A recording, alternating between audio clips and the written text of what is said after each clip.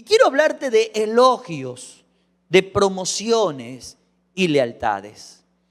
Dos de ellas, Dios, estoy convencido, te quiere dar. Una de ellas, tú tienes que decidir.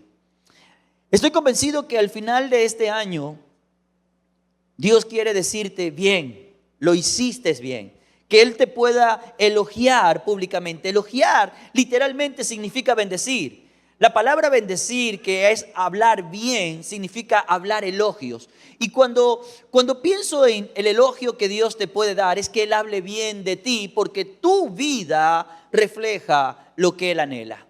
Cuando tu vida refleja lo que Él anhela, Él habla bien de ti, y yo anhelo que tú experimentes eso y que al ser elogiado seas promovido. Ser promovido, usted sabe, en el campo laboral significa crecer profesionalmente. No es lo mismo crecer profesionalmente que crecer espiritualmente. Y yo estoy orando que tú puedas crecer en todos los sentidos de forma integral. Y para eso quiero animarte que vayas conmigo. Vamos a ver una historia que Jesús contó. No narró de algo que es, sino que Él la contó porque Él la creó. Quiero que vayan conmigo a Lucas 16, verso número 13. Lucas 16, por favor. La Biblia dice, Jesús les contó la siguiente historia a sus discípulos. Había cierto hombre rico que tenía un administrador que manejaba sus negocios. Un día llegó la noticia de que el administrador estaba malgastando el dinero de su patrón. Entonces el patrón lo llama y le dice, ¿qué es esto que oigo acerca de ti? Prepara un informe final porque voy a despedirte. Y quiero aquí hacer otra pausa. Un mayordomo, que básicamente es una persona que administra algo que pertenece a otro, algo lo que sea, recursos, gestión de relaciones, conocimiento. Un mayordomo es alguien que gestiona en nombre de otro, algo que le pertenece a otro. Un mayordomo siempre tiene que entender que tarde o temprano tendrá que rendir cuentas. Entonces Jesús está relatando esta historia y este hombre rico escucha de la forma en que gestiona los recursos ese mayordomo, lo llama a cuenta y le dice, ¿qué es esto que oigo acerca de ti? Prepárame un informe final porque voy a despedirte. La sentencia está determinada. El administrador pensó, ¿y ahora qué haré? ¿Qué haré? Mi jefe me ha despedido. No tengo fuerzas para cavar zanjas y ser quizás un obrero, y soy demasiado orgulloso para ir y mendigar. ¿Qué haré? Es interesante porque al ser confrontado con el futuro que está por delante y que es inevitable, él se hace una pregunta: ¿qué haré? En su reflexión, él llega a esta conclusión. Mira lo que dice. Ya sé cómo asegurarme de que tendré muchos amigos que me reciban en sus casas cuando mi patrón me despida. Entonces invitó a todo el que le debía dinero a su patrón para conversar sobre la situación. Le preguntó al primero, ¿cuánto debes a mi patrón? El hombre contestó, le debo 100 medidas de aceite de oliva. Entonces el administrador le dijo, toma la factura, cambia las 50 medidas. Le preguntó al siguiente, ¿cuánto le debes tú? Le debo 100 medidas de trigo, respondió. Toma la factura y cámbiala a 80 medidas, le dijo. El hombre rico, escúchalo, el hombre rico tuvo que admirar a este pícaro deshonesto. ¿Por qué cosa? Por su astucia. Esta es una historia, no que Jesús ve y le dice, quiero que vean esa historia. No, esta es una historia que Jesús cuenta. Y si nos detenemos ahí, tú dices, ¿cómo es que Jesús me invita a elogiar un acto tan deshonesto como el de ese administrador? Porque es lo que Jesús está diciendo, que ese hombre rico tuvo que admirar, repito, a ese pícaro deshonesto por su astucia. Antes de continuar con la lectura, quiero volver a enfatizar un par de cosas. Número uno, un mayordomo es un administrador de algo que pertenece a otra persona. Es simple, no es mío, aunque está en mis manos. No es mío, aunque yo decido qué hacer con ello. No es mío, aunque literalmente nadie me vea. No es mío. Un administrador es alguien que gestiona algo que le pertenece a otra persona. Pero la gente que administra a veces se pierde en el escenario y asume como suyo porque tiene la habilidad de tomar de ello. Asume como suyo porque tiene la posibilidad de decidir sobre ello. Y en algún punto, todos sabemos que todo administrador debe rendir cuentas. Todo administrador debe rendir cuentas, y esa es la segunda cosa que nosotros necesitamos poner sobre la mesa en esta conversación. Nada es nuestro, todo es de Dios. Él lo ha puesto en nuestras manos porque ha confiado en nosotros, pero no nos pertenece y tarde o temprano nosotros hemos de dar cuenta. Es interesante esto, porque Jesús está contando una historia. La historia básicamente lo que hace es reflejar al hombre rico como el Dios eterno y al administrador como cualquier ser humano. Y cualquier ser humano puede entender y debería entender que lo que tiene no es suyo, sino dado por Dios. Pero en el día a día, como lo tengo a la mano, me confundo y atribuyo como mío algo que no me pertenece. ¿Me estoy explicando? Entonces, este administrador que atribuyó como suyo lo que no le pertenecía, empezó a malgastar los recursos. Cuando empezó a malgastar los recursos, experimentó lo que llamaríamos negligencia. Y la negligencia hace dos cosas. Perjudica al dueño, pero también expone a la vulnerabilidad del mayordomo.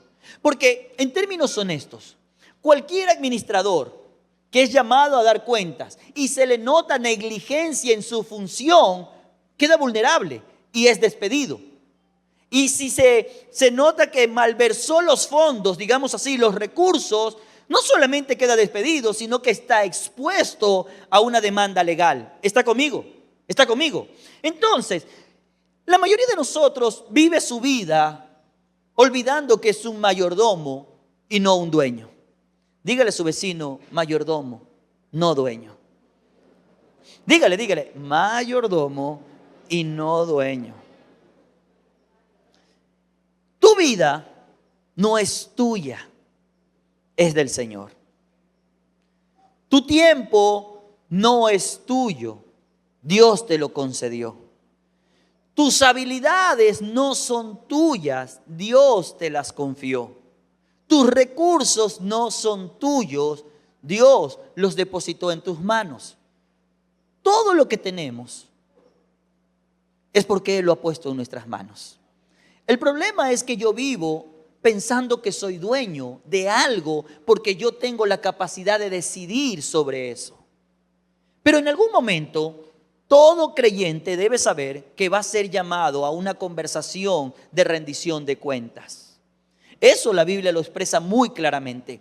Y cuando uno es consciente uno puede quedar expuesto. ¿Por qué? Porque cuando tengas que dar la cara a Dios, el Señor te va a preguntar, ¿qué hiciste con lo que te confié?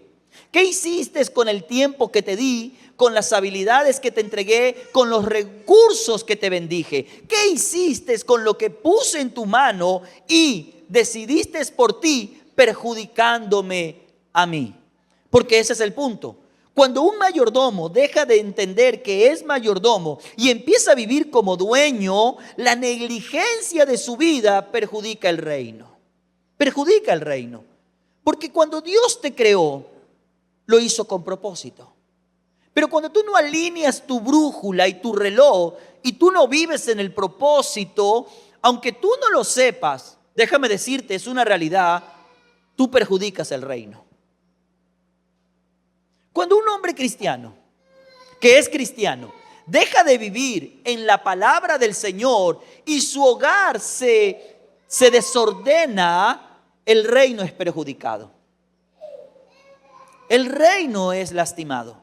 Entonces nosotros debemos entender que la negligencia de un mayordomo no solamente lo deja vulnerable a él, que tiene que dar la cara, sino que también perjudica al dueño. Ahora, en medio de eso, este mayordomo que es llamado a rendir cuentas, reacciona. Y él se pregunta, ¿qué voy a hacer? Y tiene una estrategia cuestionable, porque empieza a perdonar deudas, a reducir costos. Y lo hace no porque quiera beneficiar al dueño, sino porque está pensando en su futuro. Él dice literalmente, si yo te apoyo hoy, cuando yo esté mal, tú me vas a apoyar después. Y cuando Jesús está explicando esa parte de la historia, la Biblia dice literalmente, y lo repito, el hombre rico, verso 8, tuvo que admirar a este pícaro deshonesto.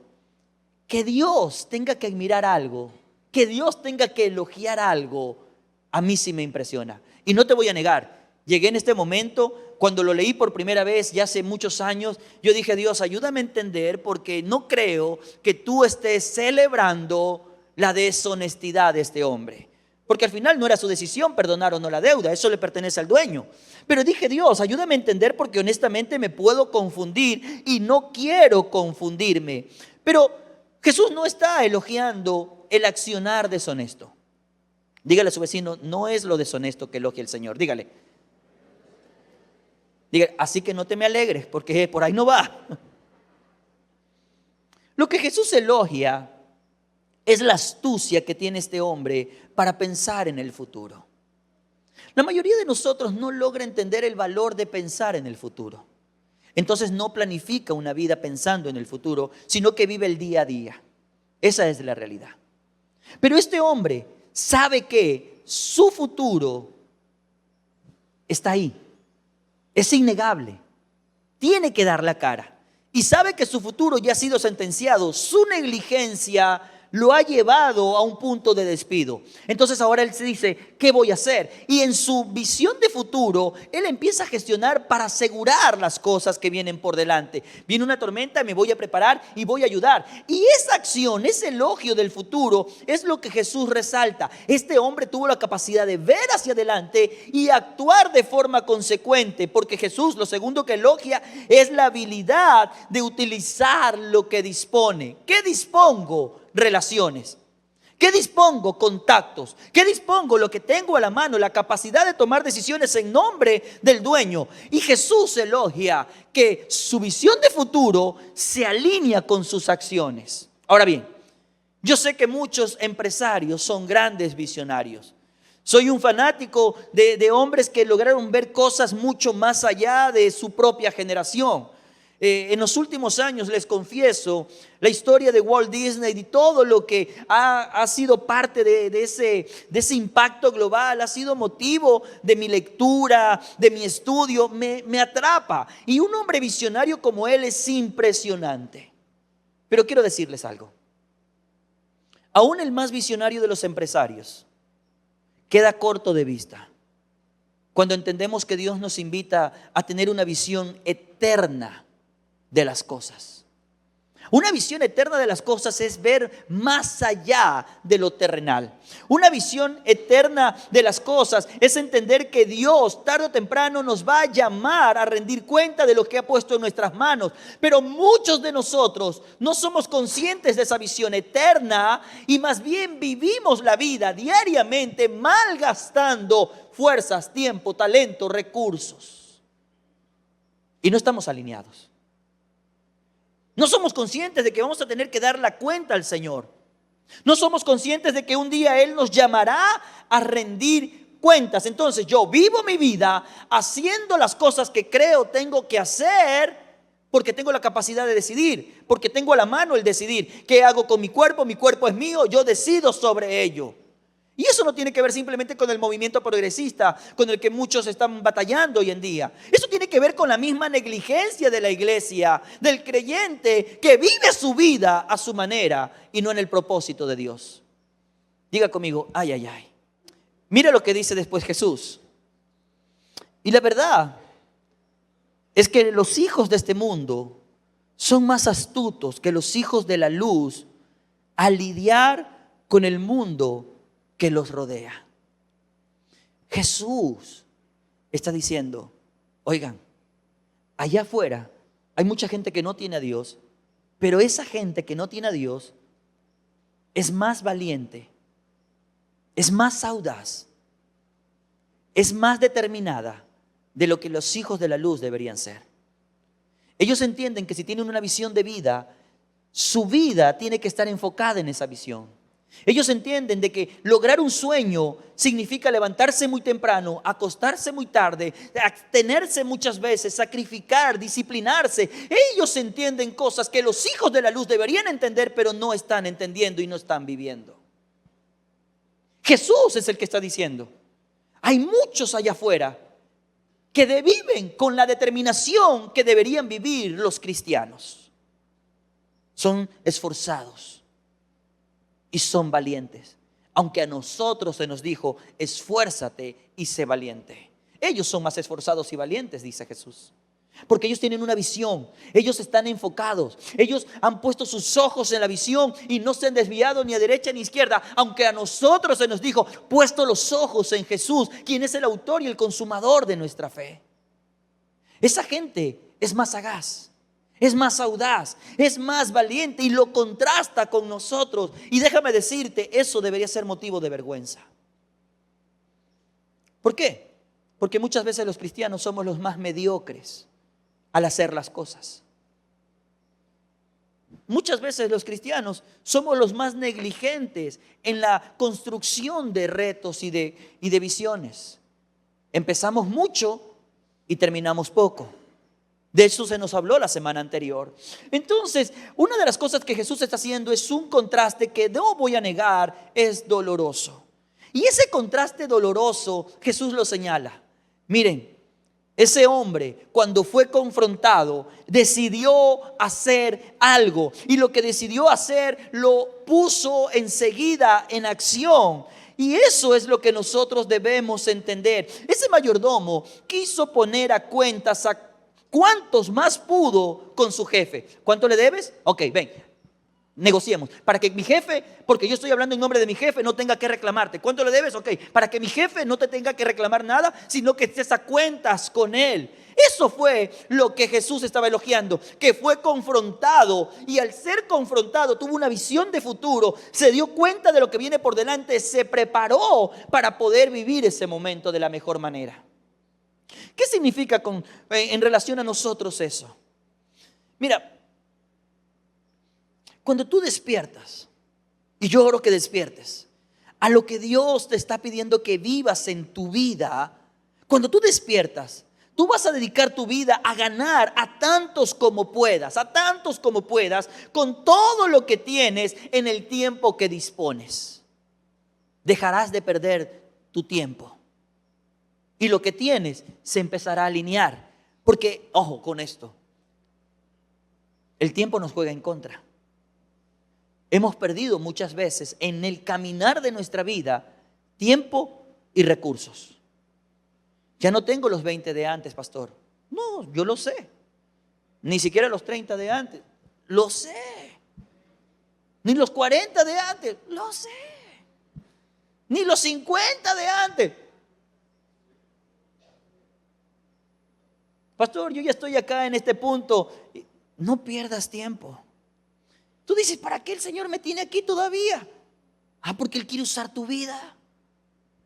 Porque Él quiere usar tu vida. Mira, la Biblia dice que Dios retarda su venida, no porque esté ocupado haciendo otras cosas o porque se le olvidó que tiene que regresar. La Biblia es clara: Él retarda su venida porque Él desea que todos procedan al arrepentimiento. Pero si tú eres una cabeza de hogar y no le estás predicando desde tu propia casa, tú estás perdiendo tiempo.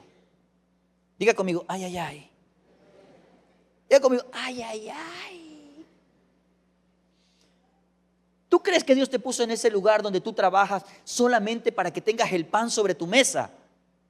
Bájate de esa nube. Dios te puso ahí con un propósito para que tú seas la luz que tiene que alumbrar en ese lugar de oscuridad. Bájate de esa nube, despierta. La mayoría de las personas, y penosamente cristianos, están negligentemente desperdiciando las fuerzas que Dios le dio, el tiempo que Dios les dio, los dones que Dios le dio, los recursos que Dios le dio. Mire, hubo una temporada cuando estábamos impulsando la comunidad recientemente, donde Dios literalmente hacía que llegaran empresarios. Y yo era feliz al conocer sus historias de sus grandes empresas, pero en la conversación empezaban a decirme de sus glorias pasadas. Lo que me contaban era del ayer. Y yo hacía la pregunta, ¿y cómo estás él hoy? Quebrado, pastor. Con sus hogares casi destruidos. Y yo decía, Dios, porque muchos han desperdiciado lo mejor que Dios les confió. Pero este hombre, cuando despertó, decidió poner en práctica algo. Y Dios, el Señor Jesús, elogió su determinación a conectarse con su futuro y aprovechar el tiempo y hacer lo que sea necesario para reconciliar a cuantos más pueda con el Padre. Ahora bien, Jesús continúa. Por favor, acompáñenme. En el verso 9, mira lo que Jesús dice. Aquí está la lección. Jesús no deja esto a interpretación. Y Él dice, aquí está la lección. Y esto es lo que Jesús enseña. Usen sus recursos mundanos para beneficiar a otros y para hacer, ¿qué cosa? Amigos. Entonces, cuando esas posesiones se acaben, ellos le darán la bienvenida a un hogar eterno. Ellos le darán la bienvenida a un hogar eterno. Jesús está diciendo esto, mira, todo lo que tienes es temporal.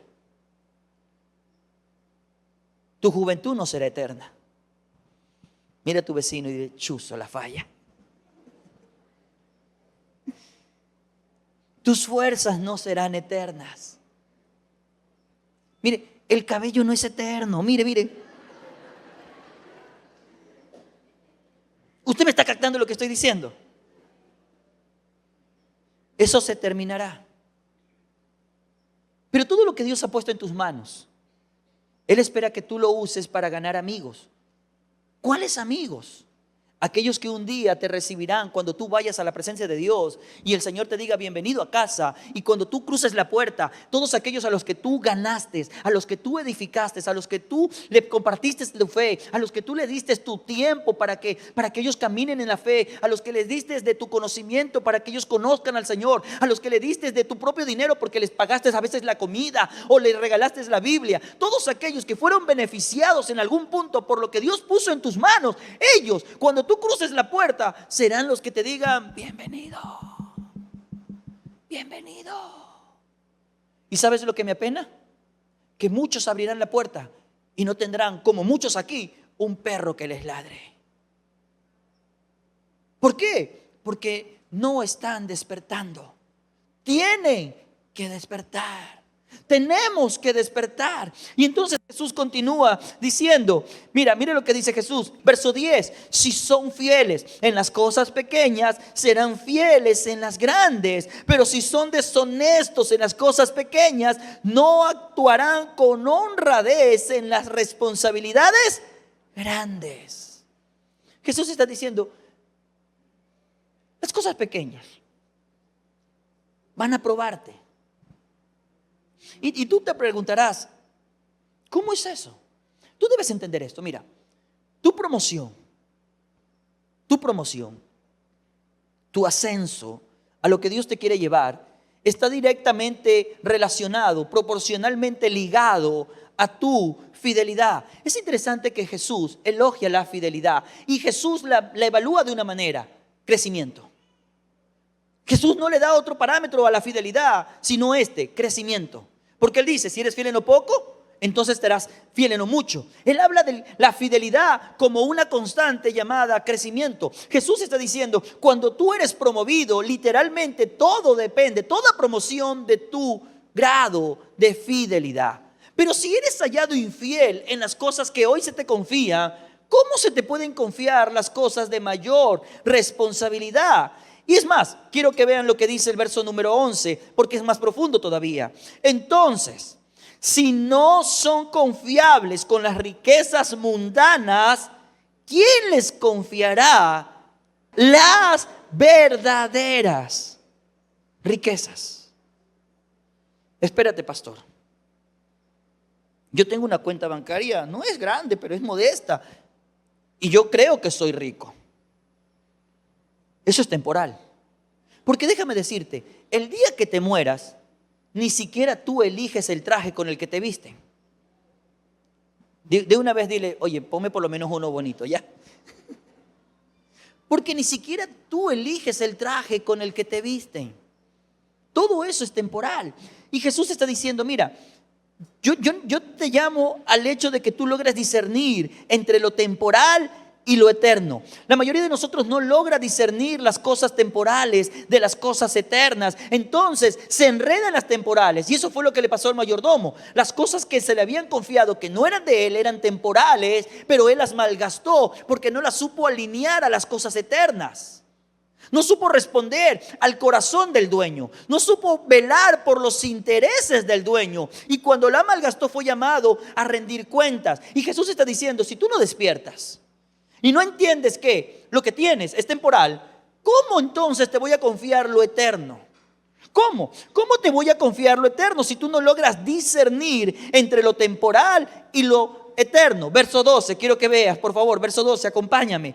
Y si no son fieles con las cosas de otras personas, ¿por qué se les debería confiar lo que es de ustedes? Un día Jesús le dice a estas dos hermanas, Marta y María, Marta, tienes que entender esto, María eligió la mejor parte y nadie se la quitará. ¿Qué es lo mío, pastor? ¿Qué es lo mío que no se me ha dado, pero debería dárseme? Cuando tú te das cuenta que tu tiempo no es tu tiempo, sino del Señor, y tu vida no es tu vida, sino de Él, y tus fuerzas no son tus fuerzas, sino de Él, Él sí te da lo que es tuyo. ¿Qué es, pastor? Una paz que sobrepasa todo entendimiento y que nadie te podrá quitar, aún en la peor de las tormentas. Un gozo que renueva tus fuerzas. Y no importa la batalla que estés batallando, con la que estés luchando, nadie te robará el gozo. Pero como no somos fieles en las cosas que nos fueron dadas, pero que no nos pertenecen, entonces tú dices, tengo tanto que Dios me ha dado, pero no tengo paz. Tengo muchos negocios, pero no duermo, pastor. Obvio, porque no estás siendo fiel en lo que es de otro, entonces no estás recibiendo lo que sí es tuyo. ¿Hay alguien que esté captando lo que estoy diciendo? Hay muchos que no entienden y no experimentan paz, porque la paz sí es tuya. Él te la da y nada te la quita. Pero pastor, ¿por qué no tengo paz? Porque no estás recibiendo lo eterno. No estás recibiendo lo verdadero. ¿Y por qué no lo estoy recibiendo? Porque no estás siendo justo en administrar lo de otro, lo que Él te dio.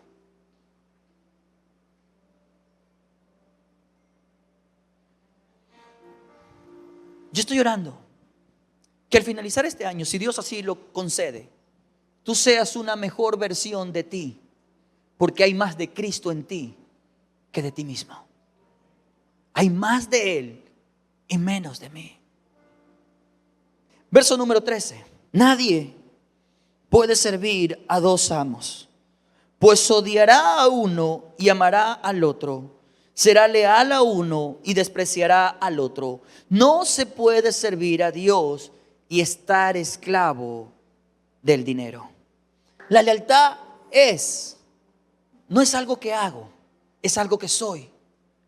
Entonces Jesús dice, mira, tienes que elegir a quién vas a servir con lealtad, porque nadie puede servir a dos. La lealtad es lo que soy y se expresa a través de lo que hago.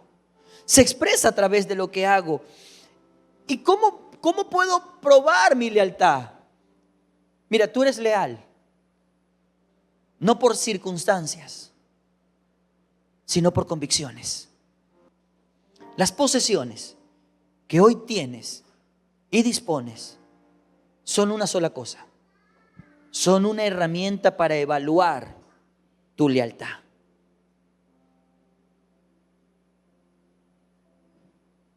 Hemos dicho tantas veces en cantos, te daré lo mejor de mi vida. Y lo mejor de mi vida lo estoy desperdiciando. Señor, tú eres lo primero en mi vida, pero ni siquiera le oras en la mañana. No buscas su consejo. Señor, yo sé que tú me quieres bendecir y yo te quiero honrar con lo primero, pero la verdad, tus recursos Es lo último en tu lista de cosas por pagar o por hacer. Eso no es lo primero. Entonces, las posesiones que hoy tienes no son tuyas, se te confiaron a ti, pero son una herramienta a través de la cual Dios evalúa tu lealtad. Tu lealtad. Y la lealtad se expresa en las pequeñas acciones que se sostienen incondicionalmente.